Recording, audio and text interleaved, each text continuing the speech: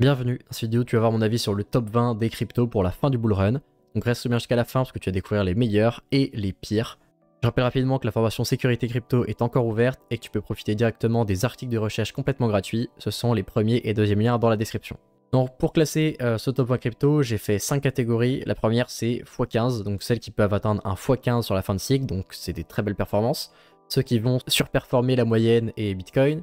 Les plus solides, donc qui sont assez stables, etc., et qui sont plus pour le long terme. Celles qui vont sous-performer, donc celles qui sont plus en voie d'extinction un petit peu, celles qui sont en train de mourir. Et les scams, alors là c'est les fraudes, c'est des crypto-monnaies qui sont dans le top 20 et qui n'ont absolument rien à faire là. Donc on commence directement avec le Bitcoin. Bon bah, c'est une crypto-monnaie solide, je vais pas m'étaler extrêmement longtemps dessus, c'est la plus ancienne du format actuel, c'est la plus sécurisée et stable de toutes. Et dans le futur, il y aura sûrement des très belles perfs, vu que l'inflation elle est en courbe logarithmique et qu'il y a la boule de neige des ETF qui est déployée depuis le début d'année. Et donc ça va créer beaucoup de pression acheteuse pour la suite. Donc le Bitcoin c'est plus du long terme et pour avoir un portefeuille plus stable. Ethereum, alors c'est une des plus vieilles cryptos aussi et des plus solides, il y a une activité assez croissante sur le réseau, il y a les ETF qui pour l'instant n'ont pas trouvé preneur, il n'y a pas vraiment d'intérêt pour les ETF, mais sur le long terme ça peut faire la différence. Il y a aussi un mécanisme de burn qui est super intéressant parce qu'en période de forte activité, le projet il devient déflationniste très rapidement. Et en plus, la grande partie des projets RWA du moment sont lancés sur Ethereum. Donc Ethereum pourrait devenir la plateforme de paiement au niveau international dans un niveau moyen terme. Donc je dirais qu'elle va surperformer Bitcoin sur ce cycle. BNB, donc bon, la plateforme Binance dernièrement, elle se porte beaucoup mieux. C'est comme si tous les incidents et les poursuites judiciaires qu'il y avait eu entre 2022 et 2023, ils avaient totalement disparu, plus personne n'en parle. Et du coup, je pense que le token BNB va surperformer le Bitcoin et Ethereum. Et il peut aller peut-être taper un x10, sûrement pas un x15. Du coup, je le mettrai ici. Parce qu'il va notamment énormément bénéficier de l'adoption, parce que Binance, c'est la plateforme de référence. Surtout que Binance est en train de reprendre petit à petit des parts de marché. Donc je pense qu'il va surperformer. Alors le sol. Alors on a vu sur ce cycle que les performances étaient incroyables. Mais je pense qu'elles ont été artificiellement augmentées, entre guillemets, parce que le projet était beaucoup trop sous-évalué avec la faillite de FTX qui a dû liquider une grande partie. Et le sol avait perdu entre 50 et 70% en un mois de sa valeur, pour aucune raison autre que FTX, ce qui fait que ça a doublé ou quasiment triplé les performances qu'il a eues. Normalement, il était censé avoir beaucoup moins de performances que ça. Il y a quand même eu de l'intérêt sur le réseau, des vagues de memecoin, etc. Donc je pense que ça pourrait faire pumper son prix, notamment il va y avoir très certainement en 2025 des ETF sur des altcoins et Solana est quand même très bien placé pour en avoir un. Donc je vais le mettre en surperformance. Et ce serait, à mon avis, les mêmes ordres de grandeur que le BNB en termes de performance. Le XRP. Alors là, je vais certainement me faire des ennemis, mais bon, jusque-là, on sera tous d'accord pour dire que les performances sur ce cycle sont catastrophiques, comme le cycle précédent en fait. Et la raison, c'est simplement que le XRP n'a aucune utilité. Le token XRP n'a aucune utilité. C'est même comparable à un meme coin de mauvaise qualité, parce que son image a été grandement affaiblie avec la SEC. Et en plus, le token XRP n'a aucun lien avec le projet. Donc je pense que le XRP va rester très peu de temps dans le top 10, et sur la fin du cycle, il pourrait peut-être même sortir du top 20. C'est vraiment possible. Et en plus, il y a des sommes monstrueuses de libération sur le jeton. Il y a des milliards qui sont émis tous les 2-3 mois. Et il y a vraiment, ça va diluer la performance du jeton. Je pense que le token ne retrouvera jamais son ATH de 2021. Mais ce qui est dommage, c'est que le projet Ripple en soi, lui, est utile, mais le XRP n'a aucun lien avec tout ça, aucune utilité dans l'écosystème, et c'est un meme coin de mauvaise qualité. Donc XRP, ça va en scam, et pour moi, ça sort du top 10 dans ce cycle, et ça va sortir du top 20 ou même du top 30 pendant le prochain cycle. Dogecoin, bon alors là, vous venez de m'entendre dire que c'était un meme coin de mauvaise qualité, le XRP. Et Dogecoin, c'est un coin de bonne qualité. Et c'est même plus que ça. Parce que contrairement à XRP, le Doge a vraiment une utilité. Déjà, c'est un token en Proof of Work. Et en plus, c'est un utility token dans la blockchain Dogechain. Ils ont lancé une blockchain en lien avec le token directement. Donc il y a vraiment une utilité. En plus, la blockchain, elle se développe. Il y a pas mal de transactions qui augmentent tous les jours sur le réseau. Par contre, le point négatif, c'est qu'il y a beaucoup d'inflation. Du coup, je pense qu'il va quand même bénéficier d'une forte stabilité, parce que c'est quand même un token qui a beaucoup de renommée et une grosse commu, mais au niveau de l'économie, on peut faire mieux, donc je pense qu'il va avoir des performances dans les mêmes ordres de grandeur que Bitcoin, et que c'est un projet relativement solide. Même si il n'a pas du tout la solidité de Bitcoin, il va quand même avoir une stabilité jusqu'à preuve du contraire, à part s'il y a des poursuites avec ce qui s'était passé avec Elon Musk. normalement, c'est un projet qui a peu de chances d'aller à zéro pour aucune raison, encore une fois comme ça. Le TRX, donc c'est le jeton utilitaire de la plateforme de Justin Sen Tron, et bien que le personnage de Justin Sen il soit vachement controversé, bah, le token a très bien résisté au bear market, c'est un de ceux qui a le mieux résisté, et il repart très très vite. C'est une des seules cryptos d'ailleurs à ne pas avoir retracé. Depuis début 2024, tous les cryptos ont perdu à peu près 50%, bah, le TRX a pris 50%.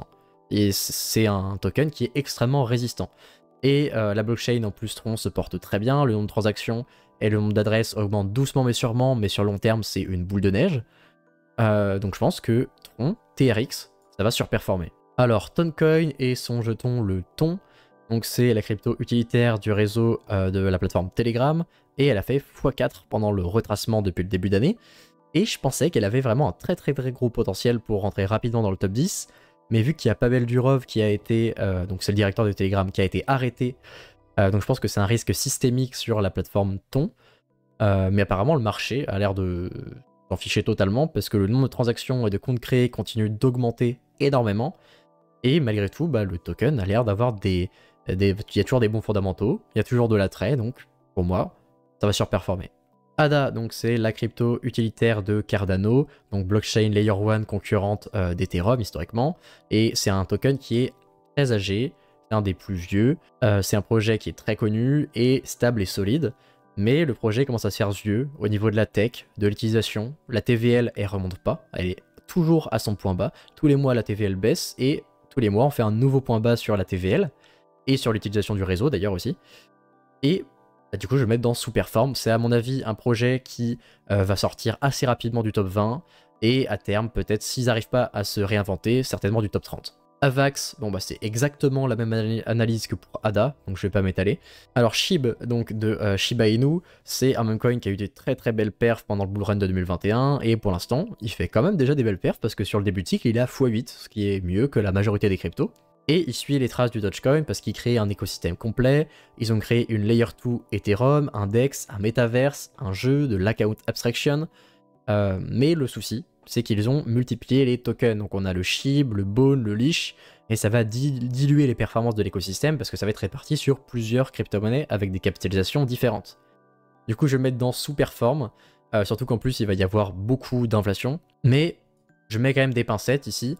Il n'est pas comparable à ADA ou AVAX, il a certainement plus de potentiel parce qu'il est quand même dans le narratif des meme coins, et on sait jamais sur un pic de bull run comment les meme coins peuvent faire des folies. Alors le Link, c'est le token utilitaire de Chainlink, c'est le leader des oracles, et en plus le projet est actif dans le milieu des RWA, l'account abstraction, l'interopérabilité et plein d'autres secteurs. Le token en plus il a fini ses émissions et il a une belle méthode de capture de valeur. Donc en plus récemment ils ont mis en place le Chainlink CCIP qui est un standard d'écriture pour le stockage et le transfert de données multi-chain et interopérable.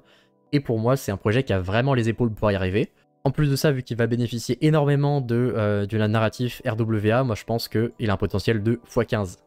Donc le BCH, le Bitcoin Cash, donc c'est un hard fork de Bitcoin, et pour moi les hard forks ont une utilité que dans le cas où Bitcoin, le Bitcoin classique, enfin pas le Bitcoin classique, le Bitcoin officiel, bah un problème. Tant que le Bitcoin officiel n'a pas de problème, les hard forks n'ont pas d'utilité, et ils ont tendance à sous-performer sur le long terme. Mais en plus de ça, bah, à cause du fait que ce soit juste une copie du Bitcoin légèrement modifié, il n'y a pas d'utilité supplémentaire, il n'y a pas d'intérêt supplémentaire à en détenir, et il va pas du tout bénéficier d'un ETF. Donc pour moi, il va surperformer tendanciellement, sauf dans le cas où la blockchain Bitcoin a un gros problème. Le DOT de la blockchain Polkadot, donc c'est exactement les mêmes analyses que pour ADA et AVAX. Bon, il n'y a pas vraiment d'autres choses à rajouter. Ça va dans les blockchains qui vont très certainement sous-performer à la longue. Le token Leo de Unus-Sed Leo, c'est la plateforme de Bitfinex. Donc vu que c'est une plateforme centralisée, elle va très certainement bénéficier d'un cycle haussier comme le BNB. Et en plus, le point négatif c'est qu'il est extrêmement dépendant de la plateforme. Du coup je le mettrais dans solide parce que Bitfinex c'est pas non plus une des plateformes les plus renommées, c'est pas celle qui va attirer des parts de marché pendant un pic de bull run, donc je dirais que c'est une plateforme, c'est un token solide, mais attention à Bitfinex. Le Litecoin, bon bah c'est exactement la même chose que le BCH, c'est totalement juste un hard fork qui a été quelque peu modifié et qui n'apporte pas de solution supplémentaire. Donc pour moi il va sous-performer tendanciellement le Bitcoin. D'autant plus que le Litecoin ne va pas bénéficier d'un ETF, ou du moins dans un premier temps. La blockchain NIR Protocol et son token le NIR. Donc historiquement c'était comme ADA, AVAX et DOT. Et par contre, la différence, c'est que récemment, ils ont fait un gros tournant. La blockchain s'est totalement transformée et ils sont allés directement dans le secteur de l'intelligence artificielle. Surtout que le CIO de NIR Protocol était un des chercheurs renommés dans la création des standards d'écriture en GPT. Donc, on va dire qu'ils s'y connaissent. Du coup, le fait qu'ils aient totalement transformé leur blockchain, et en plus, si on ajoute ça à la fin des unlocks qui arrivent début 2025, ce qui va faire diminuer la pression vendeuse, je pense sincèrement, puisqu'en plus il n'est pas très capitalisé, il pourrait surperformer, voire atteindre un x15 par rapport au cours actuel sur un pic de bull run. Donc alors, Polygon Matic, c'est le token utilitaire de Polygon, c'est une Layer 2 Ethereum, et ils ont créé une ZK EVM Layer 2 Ethereum. Ils sont en train de créer, ça c'est hyper important, un standard avec lag layer, donc une liquidité unifiée, et ils vont bientôt sortir le Polygon Maiden. Donc ces deux outils vont énormément augmenter l'intérêt sur le token Matic. Et en plus, les unlocks viennent de se terminer en 2024, ce qui est très bon pour la baisse de la pression vendeuse. Mais attention, parce qu'il va y avoir une transition, il n'y a pas la date, ce qui repousse beaucoup de fois, de Matic vers le jeton Pol, où ils vont totalement modifier le smart contract, etc. Et ce qui va faire relancer une vague d'inflation et rediluer le jeton. Mais je pense que je vais mettre dans la catégorie solide, parce que c'est un très beau projet, mais il y a quand même beaucoup de concurrence dans les Layer 2 et les concurrents sont quand même des plateformes très solides. Donc le CAS de Kaspa, c'est une crypto qui a été lancée récemment, c'est une proof of work lancée via un fair launch, et donc le CAS a déjà fait des super belles performances. Et donc pour les plateformes en proof of work, ce qui est hyper intéressant, c'est de regarder le hash rate, donc le taux de hash charge sur le réseau et le nombre de transactions. Et ces deux facteurs sont très bons et sont croissants. Donc je pense que le Kaspa peut continuer sur sa lancée. Et du fait que là, il va y avoir une énorme baisse de pression vendeuse sur le CAS, il va surperformer où il pourrait faire un x15 sur un pic de bull run. Et le petit dernier pour la route, donc Uni du projet Uniswap. Donc c'est un projet extrêmement connu dans le domaine de la DeFi. Mais le souci, c'est que le jeton Uni, c'est un token de gouvernance. Et donc il n'y a pas de mécanisme de capture de valeur ni d'utilité et d'incentive à acheter et détenir le Uni. Et même si le projet se porte super bien, la TVL monte, elle s'est quasiment pas écroulée pendant le bear market, il y a bien plus d'utilisation des plateformes, donc Uniswap V1, V2 ou V3, mais je vais quand même le mettre en sous-performe, parce que c'est juste le point de vue économique du jeton, même si le projet est de qualité. Si jamais la vidéo t'a plu, tu peux me le rendre en t'abonnant, ça me ferait super plaisir. Et je te conseille d'aller voir la vidéo où je te présente mon top 5 des cryptos RWA pour la fin du bull run. Merci beaucoup et à bientôt.